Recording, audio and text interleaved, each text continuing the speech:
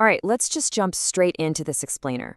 We're going to tackle a profound psychological reality that, honestly, most of us feel all the time, but practically never name. We're talking about the silent, heavy pain of keeping your true thoughts totally hidden just so you can keep your sense of belonging. It's this wild, fascinating look into human nature, isolation, and, the masks we all wear every single day. This absolutely brilliant quote from Carl Jung really anchors our whole exploration today. Now, notice that second half. Most people totally stop at the first part, the whole not being understood thing. But Jung is pointing to something way sharper and infinitely more common here. He's saying that true loneliness isn't about standing by yourself in an empty room. No, it's about an empty connection. It's when you hold something deeply true to yourself, but you keep it totally sealed away because you've already decided that the people around you just wouldn't accept it. All right, Section 1, the loneliness of concealment. What's so wild about this concept is how it completely redefines isolation. Normally, ordinary loneliness makes total sense, right? It matches your circumstances. You're sitting in an empty flat and you feel alone. The two things line up. But the cruelty of the loneliness of concealment is that it completely contradicts your circumstances. Everything around you is screaming that you are connected and surrounded. You are loved, sure, but only for the approved version of yourself. And that leaves the real you trapped inside a locked room that nobody else even knows is there. So why do we build these locked rooms to begin with? I mean, why not just speak up? Well, if a total stranger finds your views inadmissible, it costs you absolutely nothing. Who cares, right? But if your own people find it inadmissible, that could cost you literally everything. We almost always hide our most inadmissible views from the people we love the absolute most, because losing their approval, risking your spot in the inner circle, that's a devastatingly high cost. If you have ever survived a really tense family holiday, you know exactly what I mean.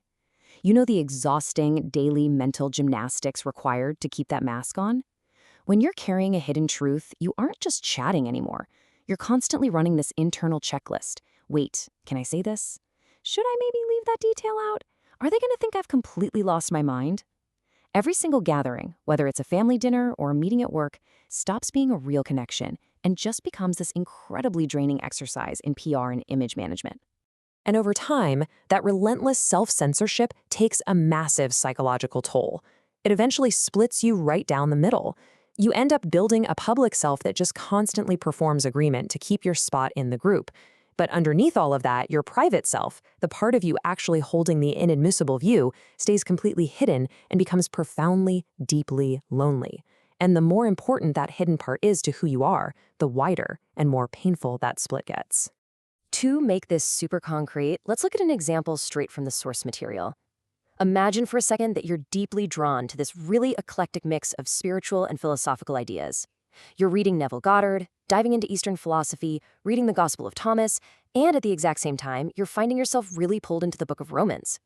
Now, imagine keeping completely silent about this entire fascinating journey because you correctly guessed your current circle would just laugh at you or judge you. So, you just keep quiet. You just perform membership. But here is a massive twist that might completely flip how you view your social circle. Think about that room full of people where you're sitting in total silence, hiding what you really think. What if the total agreement in that room is actually just a performance? Which brings us to Section 2, the illusion of singularity. We constantly walk around assuming we are the only heretics in the building. We carry this incredibly heavy burden of solitary doubt, absolutely convinced that we alone hold the unacceptable view. Meanwhile, we think everyone else is just perfectly content and completely aligned. Psychologists actually have a term for this. They call it the reverse false consensus. It creates this wild illusion where an entire room's absolute agreement is literally just a mirage. Everyone is secretly on the performance. Everyone assumes everyone else is super confident, while they're the actually only one doubting. The silence itself creates the illusion that no one else is struggling with the exact same thoughts. And you know what the absolute tragedy of this is? That verdict of inadmissible is almost always just a guess. And it's usually a guess we never actually bother to test. Think about the story of Uncle Eddie from our source material. The guy sat in his church for 40 years, entirely convinced his family would be completely horrified by his true thoughts. He basically served a life sentence on a verdict that was never formally handed down. He never realized that half the pews sitting right next to him was probably straining under the exact same secret weight. All right, Section 3, belonging versus truth. Eventually, every deep thinker hits this profound spiritual and philosophical crossroads. The exhaustion of having a split self basically forces a reckoning between our deep need to belong and our need to actually live in truth. There's a reason we see such strong biblical parallels here, like in Galatians. Bringing what is completely hidden out into the light is terrifying. Why? Because light inherently changes relationships. It forces a massive choice. You eventually have to decide between pleasing the crowd, keeping that comfortable but totally false belonging, and actually honoring the truth of who you are. Living independently behind a mask doesn't just keep you safe, it slowly erodes your soul. Section 4. The Gift of Being Known. Now, hold on a second. Before we just assume every single hidden thought we have is pure gold, and we should go sprinting out to shout our secrets from the rooftops, we need to ground this in some actual maturity. Jung wasn't just handing out a blank check of moral approval to any and all hidden beliefs. Sure, sometimes our secrets are these profound, beautiful insights.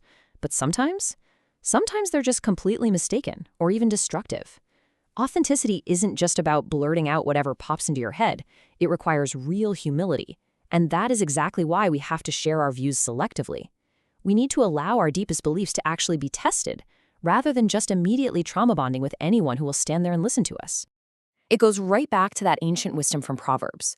Growth does not come from hiding forever in your locked room, and it definitely doesn't come from just announcing your views to a crowd that isn't ready. True growth comes from finding trustworthy friends who will honestly challenge you. It's about finding people who will act like iron sharpening iron, people who will sharpen you, not just blindly validate every single thought you have. It's the ultimate universal tug of war between two totally different drives. On one side, you've got belonging. Its voice is always whispering, hey, don't rock the boat, keep the peace, just stay safe. But on the other side, you have being known, and its voice is a warning. Don't lose yourself. Tell the truth. Maturity is really just learning how to balance those two voices, figuring out when to speak, when to stay quiet, and exactly who to let in. The mature path forward isn't about going out and collecting hundreds of fans who just applaud your public mask. That just leads you right back to the loneliness of concealment we talked about at the start.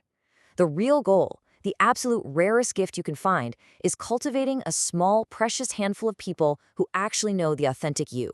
People who are completely willing to disagree with you when it's necessary to keep you sharp, but who still choose to stay anyway. So I'm going to leave you with this final, provocative thought to chew on long after this explainer wraps up.